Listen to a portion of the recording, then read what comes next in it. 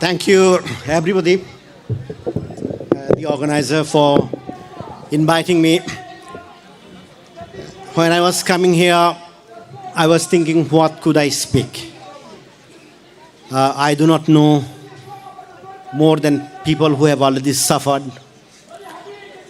And the silence of the responsible authorities who are constitutionally mandated to protect human rights of each and every person. And I think we live in an era where narratives are quickly changed, and these narratives shape the opinion of the people. And I think the most important currency or the narrative which is being used is the issue of self-defense. And when you look at the actions of the Israeli defense forces in Gaza and other areas, the issue comes up is the self-defense. You could read the entire encyclopedia of international law. I have not found where an occupying power has the right of self-defense. What I found and what I learned was that in the third preamble paragraph of the Universal Declaration of Human Rights, it says, if men are not to be compelled to resort to rebellion against tyranny, human rights must be protected. That is what is given in the law, not self-defense. This self-defense is important even in the context of the riots in Manipur. Because after all, it's the whole concept of self-defense which led to justification and inaction against the loss of about 500,000 arms, over 5 lakhs ammunitions. When you read the newspapers every day, you see one thing. That is, people who take away arms from the armories of the government of India or the state of Manipur, they are called in the media miscreants. And those who write with their pen in this country are being treated as terrorists. So that's why the issue of, the narrative, the way our thoughts are being influenced matters. This is not the first riots in which your community is involved. When I had many friends, from the Kuki community, including those who founded Kuki Inpi after the riots in 92, 93, 94, I think within a lifetime, to go through the same riots once again, I can't imagine how people are organizing themselves. So that's what I said in the beginning. When I was coming here, I literally didn't have anything to add more than what has been reported. I can't tell the story more painfully than the victims themselves, except possibly just to share the sentiments that, people who are affected by these riots need not have been affected. There was no need for it if the state took the responsibility. One can imagine that the riots take place and it continues for a week. In worst case scenario, it continues for 2 weeks. But when the riots continue after 5 months, and when you have the Prime Minister of this country expressing his sentiments with what is happening in the Gaza and Israel, and his silence on these territories or the incidents which are taking place within the territory of India, it should explain the kind of situation or country we are living in. It is as if there are no killings, therefore no conflicts. So that's why I think we are fighting an insurmountable battle. And the battles, I think somebody had said, has not started here. I just want to speak, or somebody who shares, had seen this kind of riots in many places in the Northeast. I think the people who organize this meeting, those who have come with their emotions, sentiments in these meetings, from both sides, please remember, it's not the communities at the end of the day who fight for justice. It's the victims. Protecting the victims, capacitating them to go through the entire process of establishing justice is not easy. It's so tiresome. You look at the riots in this country and look at the victims who fought. After a certain point of time, they were just left around to fend themselves without the support of the community. Somebody who believes in justice, they need to have a strategy how to defend, protect, empower the victims. Because ultimately, when it goes to the investigation, when it goes to the court, none of the community representatives are going to testify. It's the victims themselves. Therefore, I think there is a need for a strategy how to empower the victims.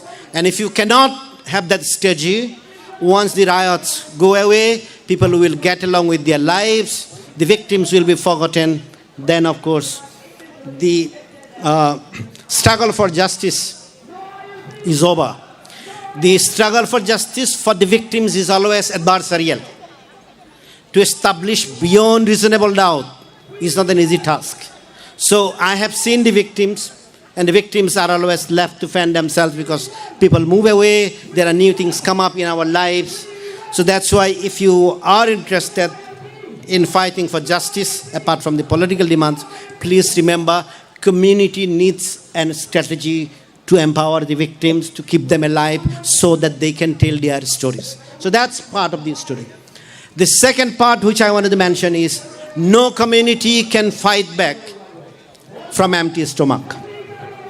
The fights never takes place when you are busy with your own life and trying to, or you are engaged in a struggle to have 2 meals a day. Look at the policies of the government of India. I mean, I have not followed closely because I am not in a party in the proceedings in the Supreme Court. There is a scheme announced by the government of India, which has been continuing for a long time. This scheme covers people who are displaced by the border violence in Indo-Pakistan border, people who are displaced by left-wing extremist violence, people who are displaced in the 51 conclaves in West Bengal, which are part of Bangladesh, had been given to India. Look at this package and the 1984 Sikh riots. The question is, if there are packages for different kind of communities who are displaced exactly because of the reasons you find your community displaced, I think you need to fight for inclusion in that. If you cannot fight for that, the biggest problem would be actually those who are displaced.